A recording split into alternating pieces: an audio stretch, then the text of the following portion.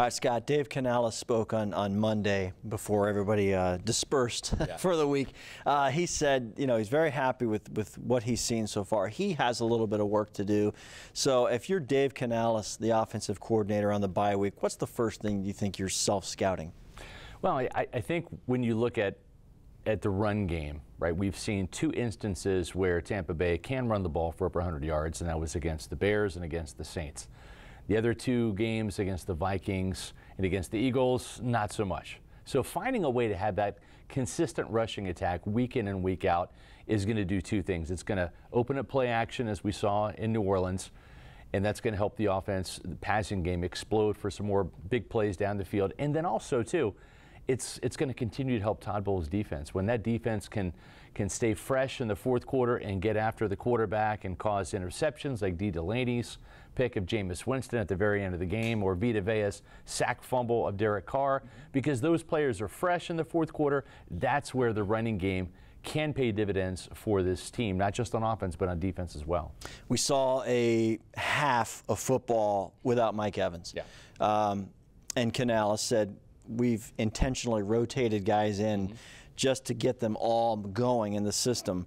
So this receiver core, top to bottom, in the event that we are without Evans for a week or longer, are you confident they can still make the plays? That no one's going to be number 13, but collectively they can still get the ball down the field and into the end zone? Yeah, that was one of my big takeaways from this win in New Orleans, was the fact that they can win without Mike Evans. Dave Canales makes no bones about it. The offense runs through Mike. Why wouldn't it? He's a future Hall of Fame wide receiver.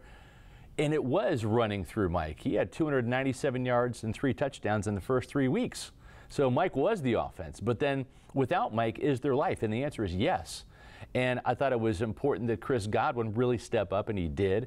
42-yard catch and run looked like vintage Godwin that we saw prior to that ACL injury from a couple years ago. That was good to see him have a 100-yard game and a big breakout performance. But then the contributions from Devin Tompkins, from Trey Palmer, who has got this uncanny rapport in the tight red zone area with Baker Mayfield. I think it does give this offense a multifaceted attack in the passing game where it's not all 13 driven. And, you know, and it helps these young players' confidence as well, that they know that, hey, we can still function as an offense, get in the red zone, get in the end zone, and win without Mike Evans. What are your impressions of Baker Mayfield through 4 weeks? You come out of the quarterback competition, and it was, okay, he gives them a best chance to win. Not exactly a glowing endorsement, yet he's come out and led them to a 3-1 record, shown discipline, all the things that outside the area, the national media is criticizing, and sometimes they make jokes about it. Right. Well, a quarterback in this offense has got to do two things: make plays.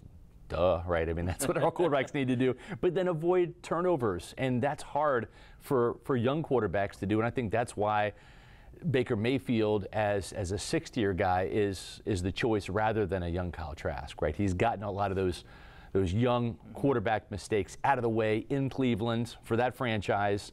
And now we're seeing a better version of Baker Mayfield, a more experienced version, where he's picking and choosing some spots. Mistakes are going to happen, right? He wishes he had that throw to Godwin back that was picked off down there by the 1-yard line. It turned out well for the Bucs defense a couple plays later. But yeah, I do think that when they signed Baker Mayfield to this 1-year prove-it deal, the Bucs and Baker wanted each other. Baker wanted the opportunity to be a starter again. He liked what Todd Bowles had assembled here in Tampa.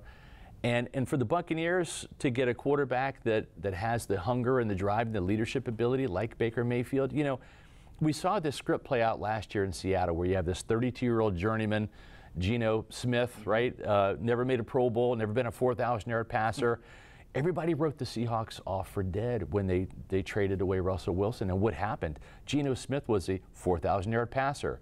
He was a first-time Pro Bowler. He was the NFL Comeback Player of the Year in this offense. And I think that's the best-case scenario that the Bucs want to believe Baker Mayfield can follow in Geno Smith's footsteps and be that type of bounce-back player. And so far, so good in that endeavor.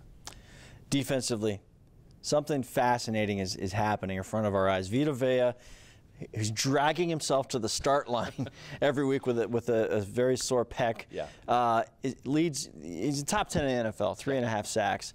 Kalijah Cansey's not on the field yet, at least with consistency. Todd Bowles thinks that when Kalijah gets out there, that Vea could be even more effective drawing single blocks. Yes, and not just that, too. I think the beneficiaries are going to be Joe Tryon-Shoyinka and Shaq Barrett on the outside, or Yaya Diaby and Anthony Nelson. I mean, one of those guys out of that quartet of pass rushers on the outside is going to get the benefit of a quarterback being flushed left or right by immediate pressure from Kalijah Cansey, who's just lightning quick.